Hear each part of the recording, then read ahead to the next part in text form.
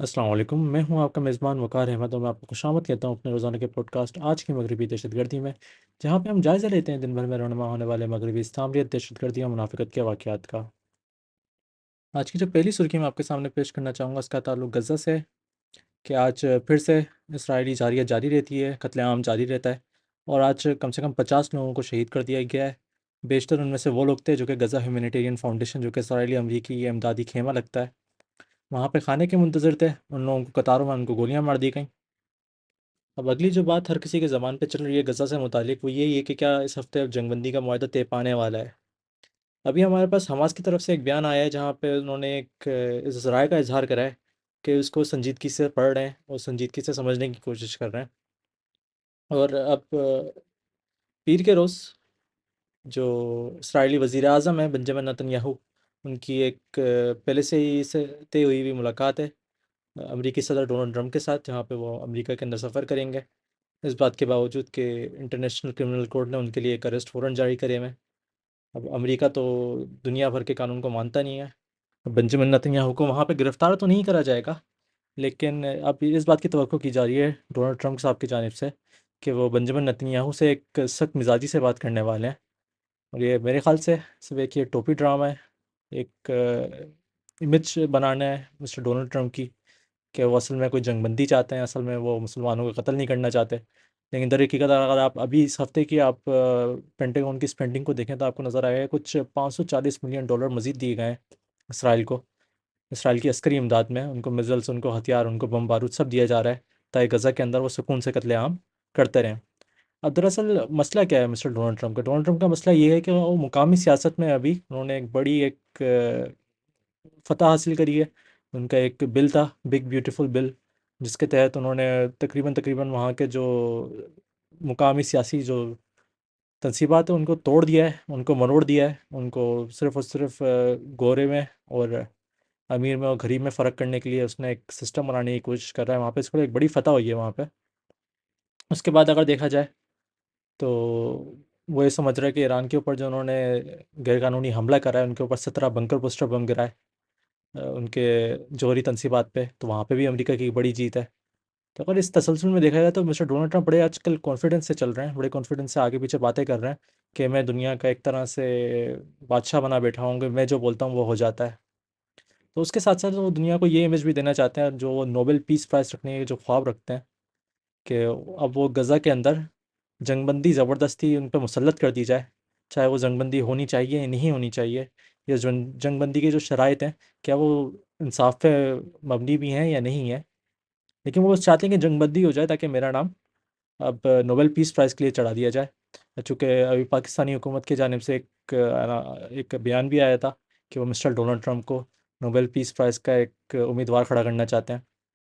इसके नतीजे में अब जिन लोगों ने इस सीज़फायर के एग्रीमेंट को पढ़ा है, जो कि ये हमास की तरफ भेजा गया है जंगबंदी का मुआहदा, वो लोग ये कह रहे हैं, ख़ुसूसन तौर पे एक ओपिनियन पीस आता है दोहा इंस्टीट्यूट ऑफ ग्रेजुएट स्टडीज़ के एक प्रोफेसर का, जहाँ पे वो अब एक तरह से अपनी हैरानी ज़ाहिर कर रहे हैं कि ये जो उन्होंने मुआहदा तय करके उन्होंने हमास के पास पहुँचाया है इसराइली और अमरीकी हुकूमतों ने, तो उसमें लिखा हुआ है, इस एग्रीमेंट में लिखा हुआ क्या है, ये समझ में नहीं आ रहा। कि हमारे पास कोई गारंटी नज़र नहीं आ रही कि 50 दिन का ये जो एग्रीमेंट बनाया जा रहा है, इसके कोई आखिरत होगी अभी या नहीं होगी।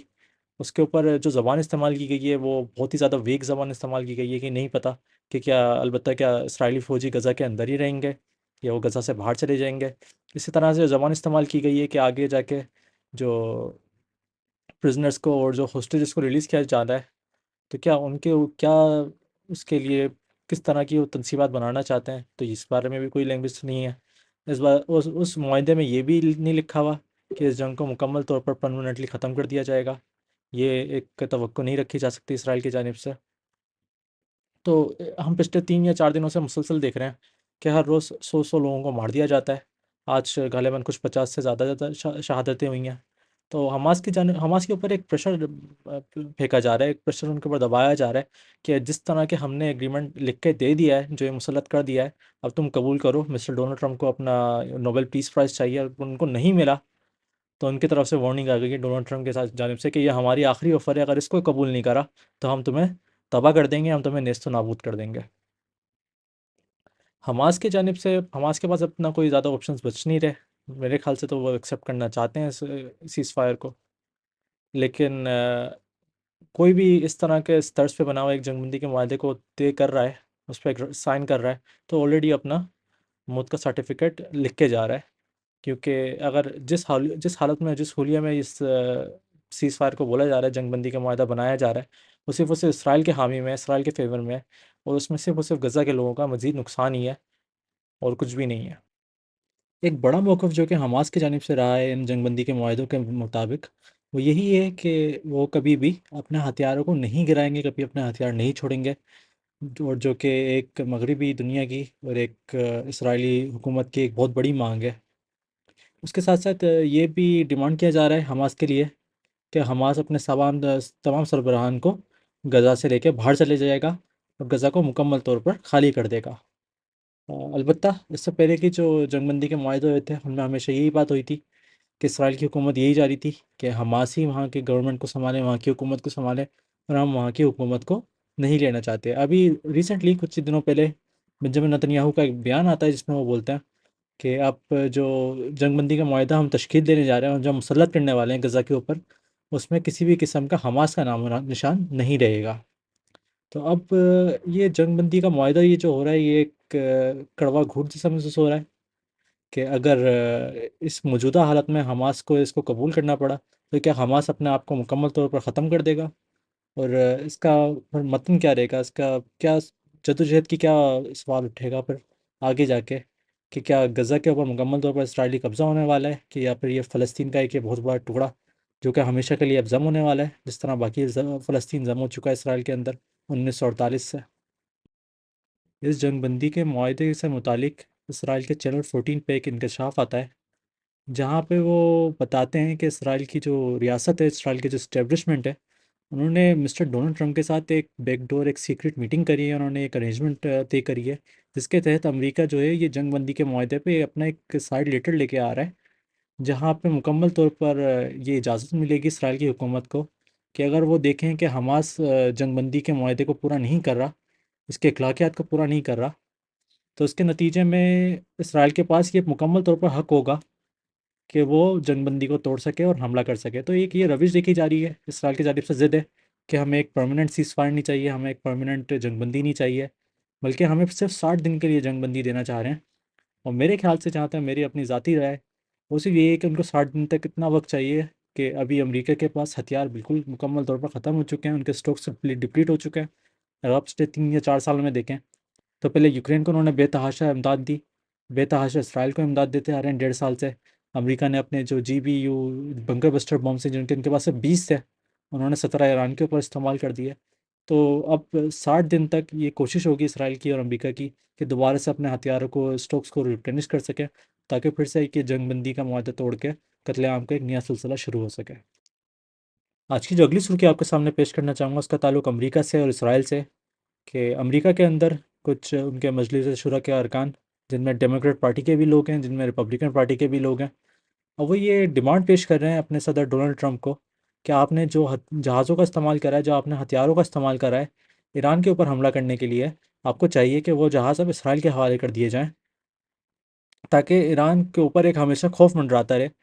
कि अब अमेरिका को इस जंग में लाने की ज़रूरत नहीं पड़ेगी, बल्कि इसराइल के पास अब वो हथियार पहले से ही मौजूद होंगे जो कि उनको चाहिए ईरान के जौहरी तनसीबात को हदफ बनाने के लिए। तो एक दोबारा से एक बढ़ती हुई रविश है जंग की मशरिक़ वस्ती में, ख़ासतौर पर अमेरिका की जानिब से, कि वहाँ के जो उन्होंने अपने सियासतदानों को इलेक्ट करा हुआ है, वही बस अपनी राल टपका रहे हैं इस सोच में कि किसी ना किसी तरह हम इसराइल को और हथियार पहुँचाते रहें, किसी तरह हम इसराइल को और जहाज़ पहुँचाते रहें, ताकि ये जो कत्लेआम गज़ा के अंदर हो रहा है, इससे जिनको इतनी बड़ी खुशी हो रही है मगरबी दुनिया को, इसी कत्लेआम को रेप्लिकेट करके तेहरान में भी उसको लाया जाए और ईरान के दीगर शहरों में भी मुसलमानों को और उम्मत के लोगों को एक बड़ी तादाद में कत्ल किया जाए। अब जो अगली सुर्खी आपके सामने पेश करना चाहूँगा, उसका ताल्लुक पिछले वाले से ही है कि आज टाइम्स ऑफ इसराइल की जानिब से और दीगर मगरबी जरीदों की जानिब से ये तस्दीक हो जाती है कि आखिरी जो इंटरनेशनल एटॉमिक एनर्जी एजेंसी के जो फ़र्द थे, जो रुकन थे ईरान के अंदर, जिनका काम था ईरान के जौहरी तनसीबात का जायज़ा लेना और अपने मगरबी आकाओं को बताना कि अलबत्ता ईरान की हुकूमत क्या कोई एटमी हथियार, कोई जौहरी हथियार बनाने वाली है या नहीं बनाने वाली। तो पिछले महीने एक रिपोर्ट साइन हुई थी आईएईए की जानिब से, जहाँ पे इल्ज़ाम लगाया गया था कि ईरान ने अब तकरीबन तकरीबन इतना यूरेनियम जमा कर लिया, उसको इतना रिफ़ाइन कर लिया है कि अब वो जौहरी हथियार बना सकता है। और ये 31 मई को ये रिपोर्ट शाया हुई थी, जिसका जवाज़ बना के मगरबी दुनिया ने जो ये चूरन बना के बेचा है अपने तमाम अवाम को,